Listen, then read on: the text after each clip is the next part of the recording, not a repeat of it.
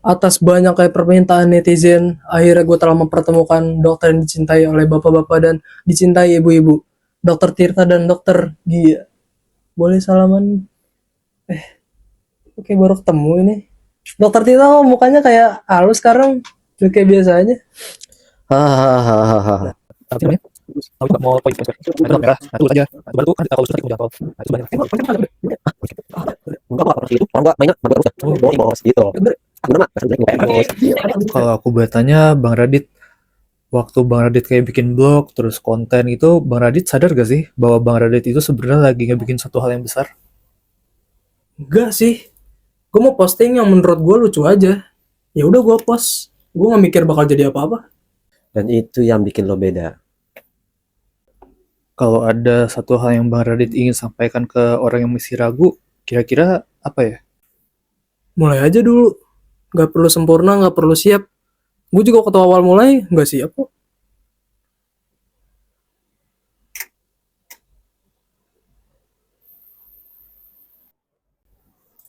Yang barusan kalian lihat bukan cuma obrolan 3 orang di depan mikrofon.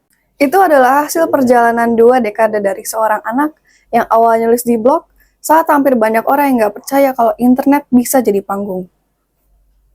Sampai akhirnya, dia punya panggung sendiri yang ditonton jutaan orang.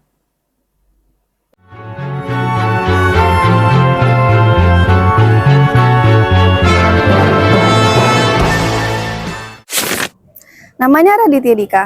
Ia lahir di Jakarta tanggal 28 Desember tahun 1984. Banyak orang yang mengenalnya sebagai komedian, penulis, dan juga sutradara. Tapi ada satu peran yang sering luput dari perhatian orang. Ia adalah salah satu pelopor ekonomi kreatif digital di Indonesia. Di saat internet Indonesia masih dalam hitungan menit, di saat masih banyak orang yang ragu dengan internet Indonesia, emangnya internet Indonesia itu bisa menghasilkan uang?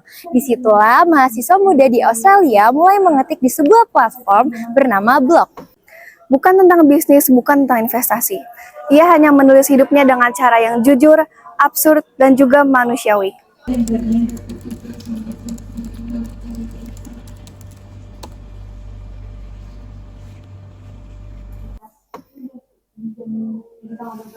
Siapa yang mau baca tulisan gue sih? Ternyata jutaan orang. Mari kita lihat perjalanannya, bukan dari lahir sampai wafat, tapi dari satu keputusan kecil yang akhirnya mengubah segalanya. Pada tahun 2004, Raditya Dika mulai menulis blog pribadinya bernama Kambing Jantan. Tidak ada biar marketing, tidak ada bisnis strategi. Ia hanya menulis dan banyak orang yang suka. Blog ini kemudian menjadi salah satu blog yang paling populer di Indonesia. Dari sini, muncul satu pelajaran. Konten yang jujur dan relevan akan selalu mempunyai tempat. 2 tahun kemudian, blog itu diterbitkan menjadi buku Kambing Jantan, sebuah catatan pelajar bodoh, sebuah hasil karya dari internet lalu hidup di dunia nyata. Di titik ini, Raditya Dika sudah membuktikan bahwa konten digital itu bisa memiliki nilai ekonomi yang nyata. Raditya Dika tidak berhenti di buku saja. Saat YouTube mulai berkembang di Indonesia, dia masuk lebih awal dibanding orang lain. Ia buat vlog, sketsa, stand up, dan berbagai eksperimen konten. Ia tidak menunggu industri siap, ia ikut membangun industrinya. Tapi, yang membuat Raditya Dika semakin dekat dengan audiens bukan cuma soal cerita atau tulisan, melainkan caranya berbicara. Lewat stand up komedi, ia mengubah pengalaman pribadinya jadi hiburan yang berkesan dekat bagi banyak orang. Cerita gagal, cerita awkward, cerita ditolak, hal-hal yang biasa disembunyikan banyak orang, justru ia jadikan materi. Dari panggung stand up, Raditya Dika membangun sesuatu yang lebih besar dari sekedar popularitas. Ia membangun personal brand. Sosok yang dikenal bukan karena pencitraan, tapi karena konsisten jadi dirinya sendiri. Dan mungkin itu alasan kenapa karyanya bisa bertahan lama. Karena di internet yang penuh kepalsuan, orang selalu bisa membedakan mana yang dibuat-buat dan mana yang jujur. Raditya Dika bukan hanya membangun karirnya sendiri. Tanpa ia sadari, ia sedang membuka jalan bagi jutaan anak muda Indonesia. Ia membuktikan bahwa, pertama, kreativitas adalah aset ekonomi yang nyata. bukan sekadar hobi dan bukan sekadar iseng. Yang kedua, kamu tidak butuh modal besar untuk memulai. Sebuah blog gratis, sebuah kamera HP, sebuah ide yang jujur sudah cukup untuk memulai. Yang ketiga, konsistensi mengalahkan viralitas. Raditya Dika tidak viral dalam semalam, ia hadir terus-menerus selama 2 dekade. Gue bukan orang yang punya segalanya dari awal. Gue tuh cuma bikin, terus nulis, terus upload. Tapi gue percaya kalau lu terus konsisten, pada akhirnya sesuatu itu akan terbentuk. Hari ini, istilah content creator sudah jadi profesi yang diakui. Ada ekosistem, ada komunitas, dan ada penghasilan yang nyata.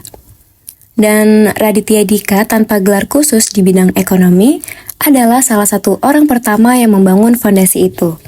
Maka tidak heran jika di satu kesempatan muncul sebuah pertanyaan mendasar untuknya. Karena mbak-mbaknya itu, mbak-mbak bioskop kan suka bawa senter kan udah kayak pemburu hantu gitu-gitu.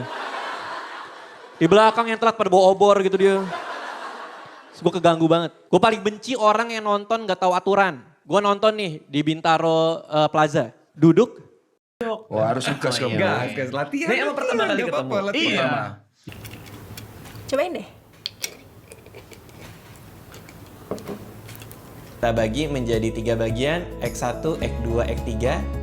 X1 dan X3 panjangnya sama, X2 itu yang paling panjang sendiri, hampir 2 kali lipat X1.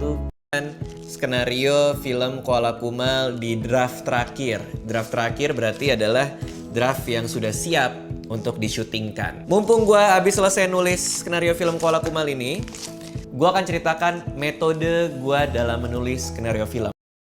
20 tahun perjalanan Raditya Dika ngajarin kita satu hal sederhana. Dan mungkin hari ini adalah hari pertama dari perjalanan 20 tahunmu sendiri.